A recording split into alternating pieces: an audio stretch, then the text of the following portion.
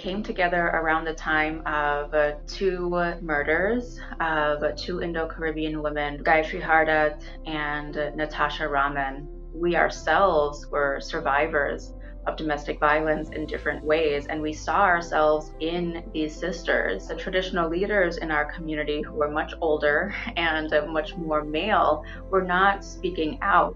And we felt that we needed to break the silence and we needed to stand up and become the leaders that we needed in that moment. Jahajee Sisters was always my passion work, to create a space that was safe and brave for women to come together and share their stories and speak their truth.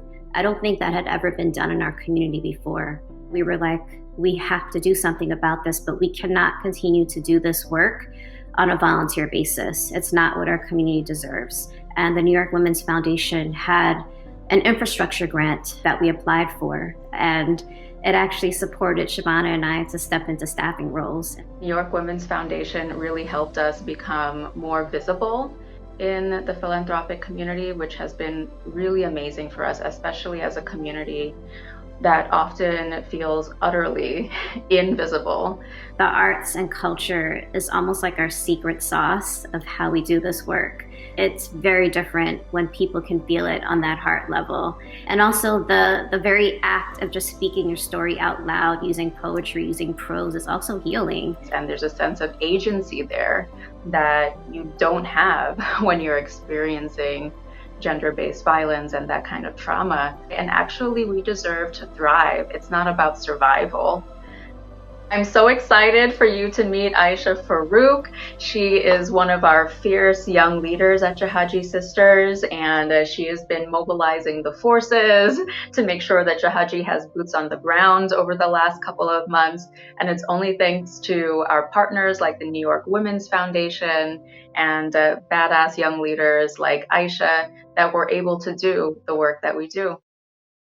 I was born and raised in Queens, New York. Both of my parents are from Guyana. They were born and raised there, then they immigrated here, and that's where they met each other. I identify as an Indo-Caribbean woman. I'm also Muslim, and currently I am working as an immigration navigator at CHIA CDC, which is another community-based organization focusing on serving South Asians and Indo-Caribbean folk. When I was younger, I just thought domestic violence existed normally. I thought it was something that many families experienced. I think in the Indo-Caribbean community, there's a lot of shame in admitting that it happens. I think it's something that is so indicative of why it's important to have these kind of spaces, right?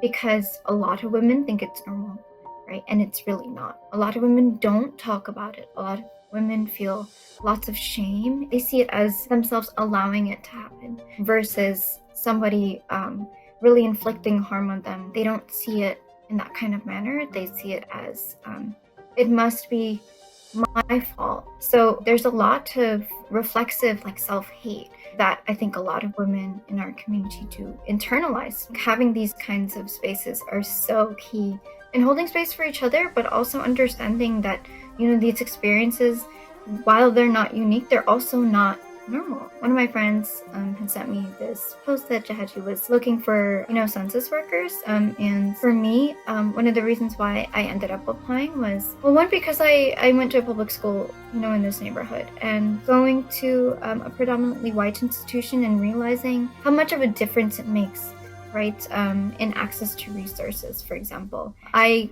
remember thinking, I know that the census is related to the access of resources. And for me, that was actually one of the reasons why I decided to get involved with Jahajee Sisters. And then Shivana had reached out to me about joining as a campaign organizer for Jahajee Sisters, working in the coalition to fund excluded workers. They had been heralded as unsung heroes of the pandemic, right? They were the ones keeping everyone afloat.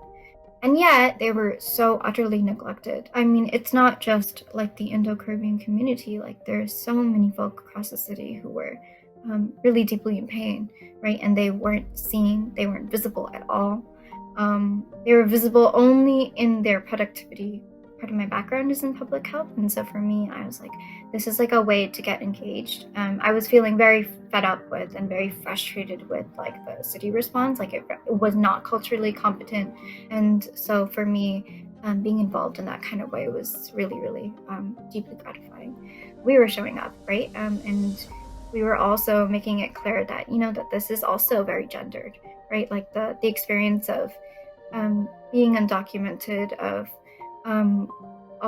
being excluded when you're also facing violence, right? That's like another reason for you not to leave, right? You don't have the resources, you don't have the means of leaving. It's not an option for you. My hope for the Indo-Caribbean community, and of course it's really hard because I want it now, but I want like a real revolutionary cultural change, right? And thinking about the role of our women, and in thinking about how we talk about, how we communicate and connect with about family and domestic violence.